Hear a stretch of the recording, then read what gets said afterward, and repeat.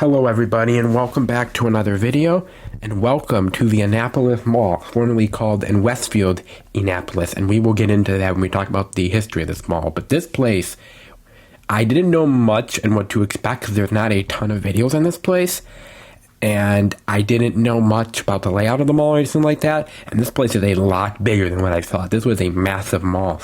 This video is going to be almost 30 minutes long, and that honestly, that honestly justifies it, and maybe could have been a little bit longer because I think there was one small hallway that I didn't film. So overall, this place was huge, and even though it had some interesting up and downs when it came to anchors, and they said we'll get to that when we get into the history, this place has continued to do really, really well, and when I was here, it was extremely busy.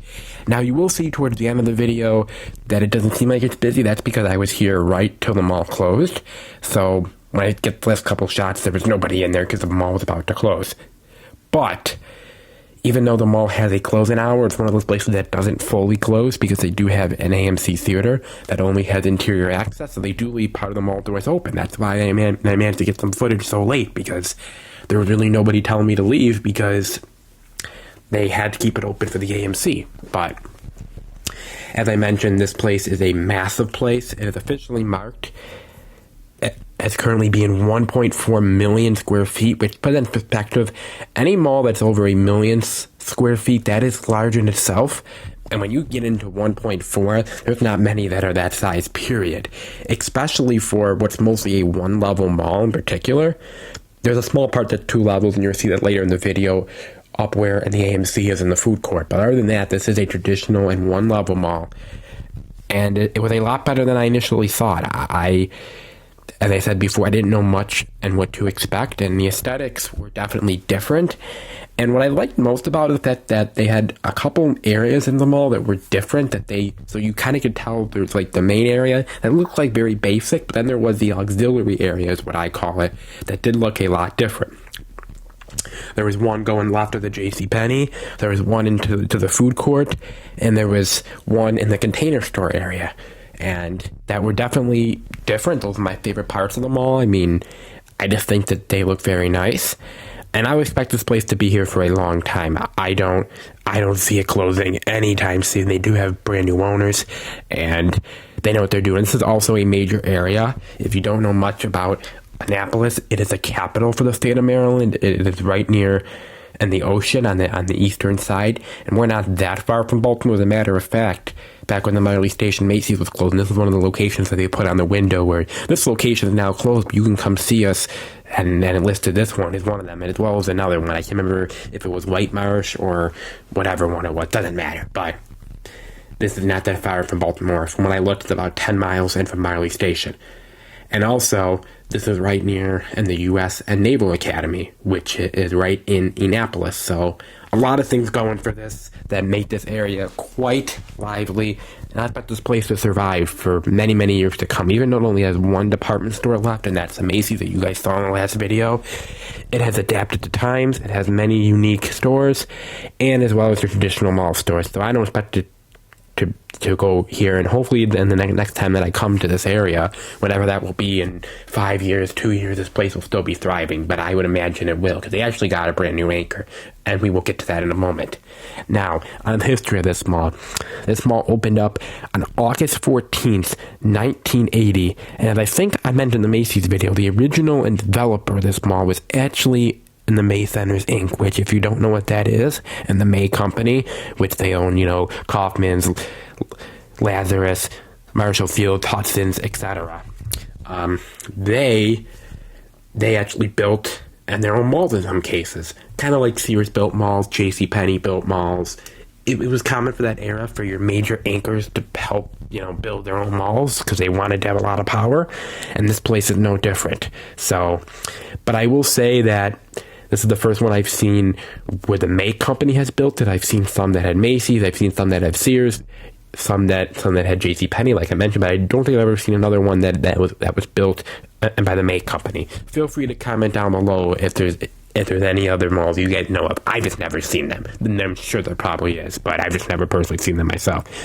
And at the time of its original anchors were at the mall, so it a Montgomery Ward that actually came before the mall, and that was in freestanding. Other than the Montgomery Wards, the additional anchor stores include in Garfunkel, if I said that right, and of course Hex's, and that was the May Company store that was part of it, and that's a two-level store. That's the only two-level store as far as I know. I don't think JCPenney or Sears were, but so I believe it's only two-level anchor in this mall, so not a surprise there. And at opening, the mall featured 600,000 square feet of retail. So that means that this mall has expanded over double of what its original size was, which I know it's common to see malls expand, but I'm not thinking many that more than doubled their size. I mean, this place is just massive. I mean, it took me over 2 hours to get all my footage I needed, all the pictures I needed, which is a long time for me. I know it takes longer than some other people, but that's still a long time for me, as it was just so hard to see everything. The mall was expanded in 1983, which added a brand new JCPenney store, but then 7 years later, and Garfunkel's closed in 1990 after the company filed for Chapter 11 and bankruptcy protection. And soon after, in the May Centers, then known as Center Marks, that might be why I didn't see too many, because they might have had a different name. It was acquired by a group of people, but the biggest one was the Westfield Group, and that's how this mall used to be owned by Westfield for a long time. And as you know, and with Westfield malls, and they always do change their name of their malls. And at the time, it was called and Westfield Annapolis. It later got added on Shoppingtown because Westfield did that for some weird reason. I don't agree with it. I think it was really stupid, but whatever. They thought it would work, but it didn't last very long. They later went back to just Westfield Annapolis in 2005. And a year after Westfield acquired the mall, it was expanded again in 1994 with the addition of a two-level Nordstrom store, as well as an expanded food court. So the food court that you'll see in the video, if you haven't seen it yet, that's why it's so huge, because it was expanded. That's not the original food court. 1996, the mall continued its expansion plans, adding a two-level and Lord & Taylor store, which was followed by the opening of the 11-screen movie theater, which, of course, that is in the AMC, and that renovation of the Lord & Taylor and the movie theater was when they added on the whole Shoppingtown name. The Montgomery Ward store closed in 2001 and was surprisingly changed into a Sears department store, which I know Sears did for a couple of locations. You didn't see it a lot. I think it was about 15 or so locations that did that. This was one of them. And the Sears was in a very unique spot in this mall. You're going to see it later on. It's literally in the main part of the food court. You see this little wall with a thing up, and that's where Sears was. I've never seen that situation. Usually Sears wanted a big corner spot to showcase their store, but that honestly makes sense because this wasn't a Sears built building, and I haven't seen it online. I don't think Eddie owned this store either. I think it was leased, so not surprising there. But I thought that was unique to mention because you just don't see that where Sears is like stuck in a weird spot. And then 5 years after that, the Hex store was rebranded to Macy's as part of the May Federated merger that we all know about, that changed plates of hundreds of stores across the United States. And then, of course, a year later, the mall had another renovation, a $150 million expansion, which added an additional 240,000 square feet, featuring 60 new stores such as the Pottery Barn and the H&M. And that's that wing that I was mentioning that's headed away from JCPenney out near where in the Container Store. So you kind of see where the mall has remodeled over times, because the main spot of the mall is the more basic looking that you probably have seen by now. And the more unique ones, those were all expansions that they've done throughout the year. So that's something cool, too. They've kept with the time, and they've done really well. And I do give Westfield credit for a lot of it, even though that they no longer own this mall. They definitely knew what they were planning. The former Garfunkel's place, so that space later housed a Borders Books and Music store, which of course they went out of business in 2011, completely went belly up, and a Forever 21 later went in that space. But Forever 21 ended up closing in 2025 as they closed all their stores, and they are now completely out of business, kind of, at least as physical stores. The Lord & Taylor closed in 2017, and they announced as part of a plan to close a few stores that year. And also during that year, Westfield, it was acquired and by a French firm, Udebale, Remenkoff, I said that right, and they added that onto their name. So it was shortened for URW. In January 2020, the URW announced the ground level of the former Lord & Taylor space that would be reconstructed into a retail district featuring stores such as the and container store. So when you get farther down, heading out towards the Macy's and heading down that hallway, that was all Lord & Taylor at one point, which is kind of cool. You know, I mean, you can't tell it was a department store. They did a really good job in rebranding that, and I think it looks really nice. And Adreno Public Library, they opened up a temporarily store in April 2018, or a branch as they call it, and moved to a permanent location in 2020, and it's still there. And I think that's a really good idea to change with the adapting times. You need more than just shopping. You need a very mix, retail-ish, and I think that's a really good idea.